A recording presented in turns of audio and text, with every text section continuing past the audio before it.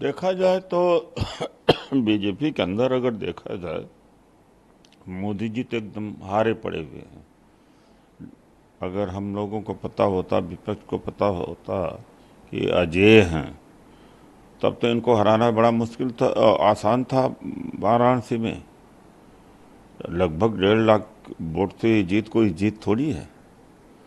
और शिवराज सिंह चौहान लगभग 7 लाख वोटों से जीते हैं। अमित शाह भी लगभग 6 लाख वोटों से जीते हैं।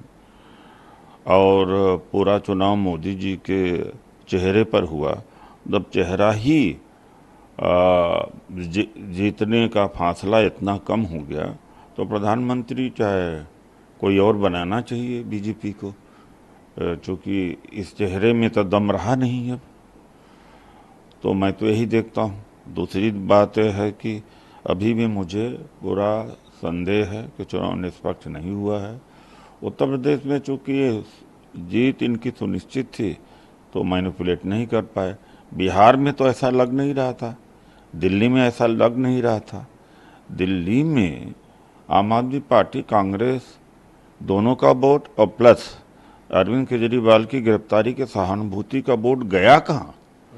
तो जहाँ ये आश्वस्त थे कि जीतेंगे, वहाँ धांधली नहीं कर पाए हैं। लेकिन धांधली हुई है, ईवीएम से चुनाव नहीं होना चाहिए, मेरा अभी भी मानना यही है। आपको लगा कुछ बात ठीक नहीं हुई क्योंकि दिल्ली में तो सर सातों सीट जो है बीजेपी लेके गई है। वही कह रहा हूँ कि आ, इंडिया गठबंधन की सरकार बननी चाहिए, और इंडिया गठबंधन को हराया गया है, बेईमानी कराई गई है। मोदी जी को लग नहीं रहा था कि वो उनके जीत का फासला इतना कम हो जाएगा, तो वहाँ पर इन्होंने एहतियात नहीं बरता है। लेकिन आप यह देख सकते हैं कि बिहार में ये तेजस्वी यादव की जो लहर थी, और जो नौकरी देने की वहाँ पर एक प्रॉमिस था, जिसको लेकर यूथ बहुत ज़्यादा संगठित था। और अन्य जगहों पर, मध्य प्रदेश में 0 हम कैसे हो गए, जहाँ से कमलनाथ जी कभी हारते नहीं थे।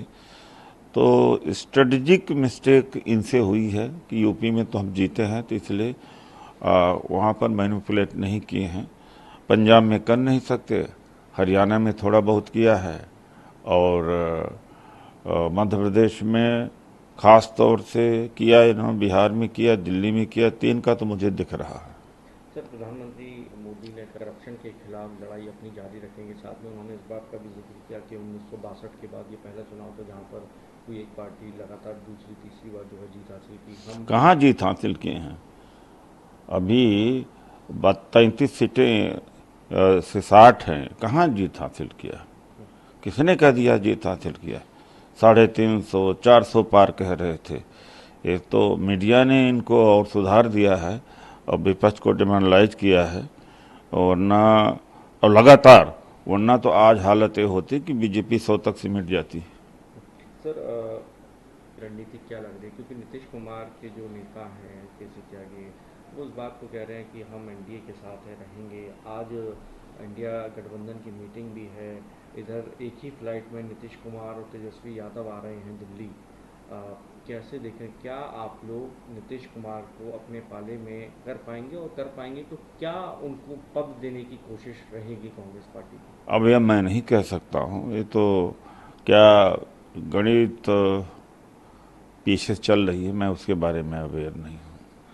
लेकिन हाँ, एक बात है कि तानाशाही को रोकने के लिए या नितिन गडकरी को प्राइम मिनिस्टर बना दें, या चंद्रबाबू नायडू भी बन सकते हैं, और नीतीश कुमार भी बन सकते हैं।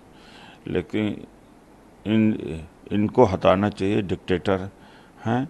और जो भी संविधान ख़त्म कर रहे थे, खैर वो तो अब इनका वो पूरा नहीं हुआ, वरना तो 400 पार पाते तो पता नहीं क्या कर देते। ये बीजेपी की जीत नहीं है, डिफीट। आप कह रहे हैं कि साथ भी आप लोग बातचीत करने की कोशिश। मैं नहीं कह रहा हूँ, मैं एक आकलन लगा रहा हूँ। पहले ऐसे हुए हैं। आई के गुजराल जब एक एमपी का सिंगल एमपी का आदमी प्राइम मिनिस्टर बन सकता है, देवगौड़ा जी बन सकते हैं, तो चंद्रशेखर सिंह जी एक पार्टी एक सीट के आप नेता थे, वो बन सकते हैं, तो कोई भी बन सकता है।